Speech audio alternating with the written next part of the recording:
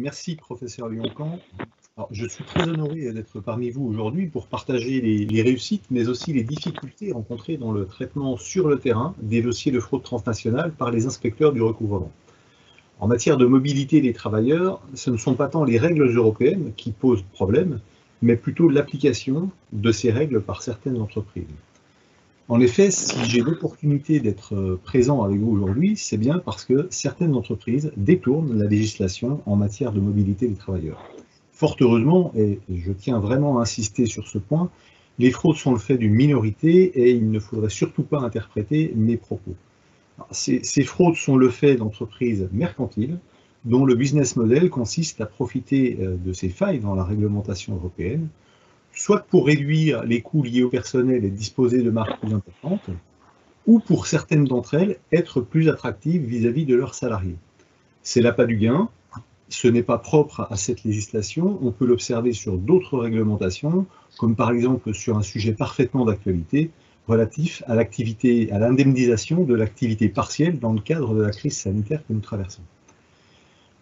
On observe sur ces fraudes transnationales, contrairement au travail dissimulé national, qui bénéficie d'un regard souvent indulgent, voire complaisant de la société, alors qu'il représente pourtant un phénomène important aux conséquences négatives majeures, mais ces fraudes transnationales font l'objet d'un rejet profond de la part de nos concitoyens. Et l'existence de fraude, eh bien, c'est justement la raison pour laquelle des contrôles, des situations de détachement sont réalisés, entre autres par les inspecteurs du recouvrement, mais avec également de nombreux partenaires, dont la Directe, et dont Paul Ramakers parlera juste après moi. Les finalités de ces contrôles, très rapidement, sont les suivantes. Pérenniser le financement de notre système de protection sociale, qui est mis à mal par ces fraudes, parce que privé de ressources par les fraudeurs. Préserver les droits sociaux des salariés, qui sont les victimes de ces infractions de travail dissimulé. Et puis surtout, contribuer à une concurrence loyale entre les entreprises, parce que les entreprises vertueuses sont des victimes collatérales de ces fraudes. Elles peuvent se trouver mises en grande difficulté financière par des concurrents moins vertueux qui vont proposer des tarifs inévitablement plus compétitifs. C'est pour l'ensemble de ces raisons que depuis de très nombreuses années, la lutte contre la fraude transnationale est une priorité pour la branche recouvrement. Cette thématique est un axe prioritaire qui est inscrit chaque année dans les orientations nationales de lutte contre le travail illégal, rédigées par l'ACOS. Et sur la période 2017-2020, le traitement de ces dossiers a généré près de 230 millions d'euros de redressement de cotisations, ce qui n'est pas rien. Et par ailleurs, il faut souligner également que l'ACOS suit de très près toutes les demandes de retrait des certificats de rattachement qui sont réalisés par les URSSAF, et des points réguliers sur ces dossiers sont réalisés d'ailleurs avec les services de la DACI, la Direction des Affaires communautaires internationales de la DSS, dont Emmanuel Eldar fait partie. Il faut souligner également que le traitement des dossiers emblématiques fait l'objet de réunions mensuelles de suivi par le directeur général de l'ACOS et le directeur de la DIREC de l'ACOS également. Alors, il s'agit très souvent de dossiers d'une grande complexité. On l'a vu au cours du premier et du deuxième séminaire, du séminaire actuel, ce qui les rend intéressants pour les agents de contrôle, avec des enjeux financiers ou d'autres natures qui sont souvent importants. Et puisque la thématique de ce séminaire est la temporalité, j'ajouterais que ce sont des dossiers qui sont également chronophages, mais je vais avoir l'occasion d'y revenir un petit peu plus tard. D'abord, je vais faire un rappel peut-être, si vous le voulez bien, rapide du contexte réglementaire de la mobilité des travailleurs, car cela me semble important d'avoir ces concepts bien à l'esprit. Alors, au début de la construction de l'Europe, et comme l'a indiqué le professeur Antoine Lioncan lors du séminaire du mois de décembre, et je vais me permettre de reprendre le terme qu'il a utilisé parce que je le trouve parfaitement approprié, le travailleur est l'épicentre de cette réglementation qui poursuit deux objectifs principaux. D'une part, faciliter la mobilité des travailleurs, et d'autre part, permettre d'assurer la continuité de sa protection sociale. Donc, dans un souci de coordination des législations, deux principes fondamentaux découlent de cette volonté. Le premier de ces principes est celui en vertu duquel un travailleur, sur une même période, ne doit être assujetti qu'à une seule législation de sécurité sociale. C'est le principe d'unicité de législation sociale applicable. Et le second principe, c'est le principe de territorialité, selon lequel la législation de sécurité sociale applicable est en principe celle du territoire sur lequel s'exerce l'activité professionnelle, l'ex loci laboris. Comme l'a indiqué également le professeur Lyon-Camp, le choix aurait peut-être pu se porter sur une autre législation, celle de l'état de résidence par exemple, mais c'est l'état de l'exercice de l'activité professionnelle qui a été retenu. Et ce principe est codifié à l'article L111-2-2 du Code de la sécurité sociale d'ailleurs. Les conséquences de ces principes sont les suivantes. Un travailleur français qui part exercer son activité en Allemagne est expatrié et il doit être affilié au régime de sécurité sociale allemand. Il ne relève donc plus du régime de sécurité sociale français, même s'il conserve par ailleurs son domicile fiscal en France. Alors, des exceptions sont possibles, et on va voir d'ailleurs que ce sont elles qui nous préoccupent et nous occupent lors des contrôles. Elles doivent être prévues par un accord international, il peut s'agir des règlements européens ou des conventions bilatérales entre États.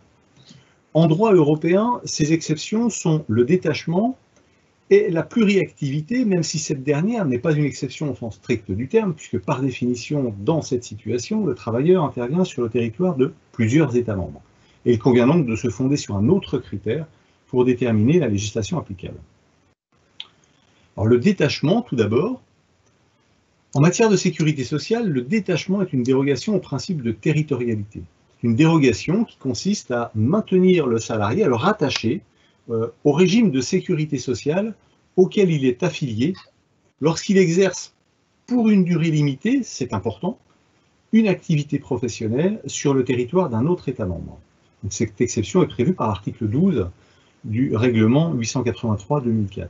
Mais cette possibilité est encadrée et subordonnée au respect de certaines conditions. Le travail doit être accompli pour le compte de son employeur habituel et le lien organique doit être maintenu pendant la durée du détachement. On parle de lien organique et pas de lien de subordination. Une petite différence, mais je ne rentrerai pas dans ces détails-là aujourd'hui, parce qu'il nous faudrait des heures pour évoquer ces points-là. Deuxième condition, l'employeur doit exercer normalement ses activités dans le pays où il est établi et avoir une activité substantielle. Donc on a vu, on parle d'activité substantielle et pas d'activité principale. Troisième condition, le salarié détaché ne doit pas être employé en remplacement d'une personne détachée. Alors cet élément est très difficile à prouver par les agents de contrôle. Et puis on en arrive aux conditions donc, en termes de temporalité. Donc le salarié doit être assujetti à la législation de l'état d'emploi depuis 1 mois avant le détachement, quel que soit le régime de sécurité sociale. Deuxième règle relative aux règles de temporalité, la durée prévisible du détachement ne doit pas excéder 24 mois. Alors, sous l'empire du précédent règlement, la durée était de 12 mois avec la possibilité de la prolonger de 12 mois supplémentaires. Et on relève également qu'il ne faut pas confondre avec la durée de détachement en droit du travail qui est elle de 18 mois maximum, 12 plus 6. Et enfin, nous avons une dernière condition qui prévoit la nécessité d'une pause de 2 mois entre 2 détachements. Alors, le non-respect d'une de ces conditions va pouvoir justifier une demande de retrait de ces certificats de rattachement par l'inspecteur auprès des institutions de sécurité sociale qui ont émis ce certificat. J'insiste, ce retrait constitue la condition nécessaire et indispensable afin de pouvoir affilier les travailleurs concernés à la législation de sécurité sociale française, pour ce qui nous concerne, et procéder au redressement de cotisations qui en découlent. Pour les conditions relatives au délai, l'examen de la situation de chaque salarié est indispensable. Et c'est là que le travail d'investigation de l'agent de contrôle intervient. Par exemple, pour démontrer le non-respect de la durée maximale du détachement de 24 mois, l'inspecteur va pouvoir s'appuyer sur des éléments présents au sein de l'entreprise française utilisatrice du travailleur détaché. Alors, il s'agit de planning de travail, de listes de badgeage pour entrer sur un chantier ou dans des locaux professionnels, des fichiers de log sur un ordinateur. Et là, lorsqu'il se rend compte que les salariés détachés sont présents sans interruption pendant 3, 4, 5 ans sur des plannings de travail, des listings de badgeage, eh bien, il pourra procéder à une demande de retrait auprès des institutions de sécurité sociale du pays émetteur du certificat de rattachement. Alors, vous le comprenez, c'est chronophage. Au surplus, lorsque l'entreprise qui détache est une entreprise de travail temporaire et qu'il y a possiblement de nombreuses entreprises utilisatrices. Mais c'est indispensable parce qu'il est nécessaire de justifier, alors, salarié par salarié, du dépassement de cette durée de 24 mois. Et bien évidemment, il va falloir s'appuyer sur des éléments factuels et indiscutables. Autre exemple, hein, sur un dossier où des salariés français résidant en France étaient détachés par une entreprise allemande auprès d'une entreprise utilisatrice française, eh bien l'inspecteur s'est rendu compte que le délai d'affiliation préalable de 1 mois auprès de la sécurité sociale allemande ne pouvait avoir été respecté, puisque les salariés étaient affiliés à la sécurité sociale française jusqu'à la veille de leur détachement. Et donc en application du principe de l'unicité de la législation sociale applicable, ils ne pouvaient donc avoir été assujettis sur cette même période en Allemagne. Et pour démontrer ce fait, eh bien l'inspecteur a consulté, salarié par salarié, la base française des données des relevés de carrière individuels des salariés en cause. Enfin, dans un autre dossier, c'est l'audition d'un salarié en charge de l'administratif qui a permis d'établir que de manière systématique et pour l'ensemble de ses salariés, bien l'entreprise étrangère laissait s'écouler un délai minimum de 2 mois entre la fin d'une période de détachement et le début d'une autre. Ceci pour des salariés qui, dans les faits, continuaient de travailler sans interruption sur le territoire français. Et l'entreprise gérait le risque parce que finalement, sur une période de 50 mois, eh bien, il y avait juste 2 mois pour lesquels le risque de faire l'objet d'un contrôle pouvait avoir des conséquences sur l'entreprise. Alors, ce dossier a été facilité par le fait que l'entreprise étrangère était luxembourgeoise et que tous les salariés résidaient en France et parlaient bien évidemment notre langue, ce qui a facilité les auditions et la compréhension. Parce qu'effectivement, la barrière de la langue, tout comme la différence de culture, peut représenter une difficulté importante dans le déroulement des contrôles. Souvent, ce sont les auditions des salariés étrangers détachés qui vont permettre aux inspecteurs de savoir dans quelle direction leurs investigations vont devoir se porter. Par exemple, si de nombreux salariés déclarent qu'ils interviennent en France depuis de nombreuses années sans interruption, alors l'enquêteur va essayer de prouver le non-respect du délai de 24 mois ou le non-respect de la durée de 2 mois entre 2 détachements. Si les salariés déclarent qu'ils ont été embauchés immédiatement avant ou le jour même de leur détachement, alors l'inspecteur va chercher du côté du délai de 1 mois d'affiliation préalable. C'est la raison pour laquelle, lorsque le contrôle est réalisé par un partenaire, très souvent ce sera la directe ou bien des officiers de police judiciaire, il est nécessaire de nous trouver associés dans la bonne temporalité à ce contrôle. Puisqu'en effet, nous sommes les seuls à pouvoir réaliser une demande de retrait des certificats de rattachement. Par conséquent, il faut que nous puissions réaliser les investigations nécessaires à fonder une demande de retrait. Et si nous sommes associés trop tardivement, bien les auditions des salariés détachés ne pourront être réalisées, seront peut-être repartis dans leur pays d'origine, et nous ne saurons alors pas dans quelle direction creuser. Et puisque le thème de ce séminaire est la temporalité, j'ai envie d'évoquer rapidement, parce que je crois qu'on n'a pas beaucoup de temps, avec vous, l'évolution que nous avons pu observer, nous, agents de contrôle, des mécanismes de la fraude dans le temps. Les premiers dossiers sur lesquels nous avons eu à travailler se sont déroulés au début des années 2000, de manière presque confidentielle. Il s'agissait d'entreprises françaises qui se sont tournées vers l'Europe pour essayer de profiter des possibilités offertes par la législation européenne pour diminuer leur charge de personnel. Au début, ce qu'on observait, c'est que tout cela était quand même très peu professionnalisé.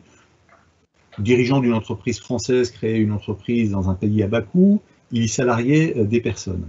À aucun moment, au départ, on ne nous parlait de détachement, aucun certificat E101 ne nous était produit, l'entreprise créée sur place était une coquille vide, bien souvent sans aucun salarié, ni même de locaux professionnels dans le pays. Donc les dossiers étaient assez simples. Puis petit à petit, très rapidement même, les dossiers se sont complexifiés. Des certificats de rattachement nous ont été produits. Alors, au début, il s'agissait parfois de faux certificats. Puis par la suite, des vrais certificats nous ont été produits, établis de manière rétroactive. C'est quelquefois devant une cour d'appel que l'on nous a produit ces documents. Puis au fur et à mesure de la professionnalisation des fraudeurs, ceux-ci ont été établis a priori et les dossiers présentent une apparence de légalité de plus en plus forte. Nous aussi, dans le même temps, nous nous sommes professionnalisés. Vers la fin des années 2000, nous avons eu accès à la base CIRDAR, qui recense donc tous les certificats de détachement de salariés détachés en France. Et cela nous a permis d'être en capacité d'identifier les faux certificats de rattachement qui nous étaient produits. Par ailleurs, des modules de formation sur la législation européenne ont été mis sur pied par la branche recouvrement avec le concours du CLES. Nous avons bénéficié d'un appui important de la COS, de la DACI et des services du CLES. Quel inspecteur du recouvrement qui a traité un dossier de fraude transnationale ne connaît pas ou n'a pas échangé avec Madame Roger? Depuis 2013-2014, nous avons également recours aux services de traduction du CLES pour l'envoi de courriers adressés dans leur langue aux institutions de sécurité sociale des pays européens, ce qui est très, très important pour nous. Et puis, les partenaires, les agents de contrôle des autres administrations ont joué et continuent à jouer un rôle précieux. L'administration du travail et l'OCLTI notamment. Le premier dossier de fraude transnationale dont j'ai eu à connaître a été traité en partenariat avec l'OCLTI, dont l'appui a été très précieux. Et sans oublier les contrôleurs des transports terrestres de l'Adréal, dont l'aide sur le secteur professionnel du transport est indispensable. Aujourd'hui encore, nous continuons à nous professionnaliser. Depuis l'an dernier, nous avons accès à la base CIPSI, qui recense les déclarations préalables de détachement réalisées par les employeurs auprès des services de l'administration du travail. Comme l'a souligné Jean-Henri Pironnet lors de son intervention au séminaire du mois de décembre dernier, l'accès à la base relative à la TVA intracommunautaire serait très utile aux agents de contrôle pour vérifier l'existence d'une activité substantielle d'une entreprise dans son pays d'origine. Donc, grâce à tout cela, et malgré les difficultés rencontrées, nous avons pu conduire avec succès de nombreux dossiers. Et du coup, l'évolution des mécanismes de fraude s'est donc poursuivie. Et comme l'a signalé Madame la directrice du CLES, Armelle Benardo, lors du précédent séminaire, avec un développement du recours à la pluriactivité que l'on observe, nous, sur le terrain dans les années 2016, à partir des années 2016-2017. Donc la personne pluriactive, comme on l'a vu aujourd'hui, je passe très très vite, c'est une personne qui exerce simultanément ou en alternance pour le même employeur ou pour plusieurs employeurs, une ou plusieurs activités dans 2 États membres ou plus. Je ne vais pas rentrer dans le détail, mais les notions de résidence et d'activité substantielle sont très importantes. Il existe de nombreuses règles, selon qu'il s'agit de pluriactivité exclusivement salariée ou d'une pluriactivité, activité salariale, activité indépendante. Je ne rentre pas dans le détail. Mais ce qui est très attractif et qu'on a déjà évoqué ce matin auprès des employeurs peu vertueux est que cette exception au principe de territorialité, contrairement au détachement, n'est pas soumise à une condition de durée. Il est possible d'être pluriactif au-delà de 24 mois. Et un collègue lorrain me confiait qu'il était régulièrement confronté à la situation de travailleurs indépendants en France qui étaient fictivement salariés pour quelques heures de formation par semaine au Luxembourg. Et en application des règles européennes de coordination, bien l'ensemble de ces revenus, pour son activité indépendante exercée en France et pour son activité salariale exercée au Luxembourg, doivent être soumis à la législation où s'exerce l'activité salariée, c'est-à-dire la législation luxembourgeoise. Et dans certains dossiers d'envergure un petit peu emblématique, on a recours au bornage des téléphones des individus, avec bien sûr, sur autorisation du procureur de la République et bien sûr l'association d'officiers de police judiciaire, bornage des téléphones des individus qui va permettre d'établir que ces personnes ne se rendaient jamais au pays du Grand-Duché. Donc, en matière de pluriactivité, juste peut-être pour terminer, Emmanuel Eldar l'a très rapidement évoqué, l'organisme qui est chargé de la détermination de la législation applicable, pour les travailleurs indépendants, c'est l'URSSAF Nord-Pas-de-Calais depuis 2020, et pour les entreprises, pour les salariés qui relèvent du régime général, il s'agit de la CEPAM jusqu'au 1er janvier 2022, date à laquelle les URSSAF Nord-Pas-de-Calais, Île-de-France et Corse prendront le relais. Je vous remercie pour votre attention. Je suis désolé, je ne suis pas rentré trop dans le détail. J'espère ne pas avoir dépassé le temps qui m'était imparti.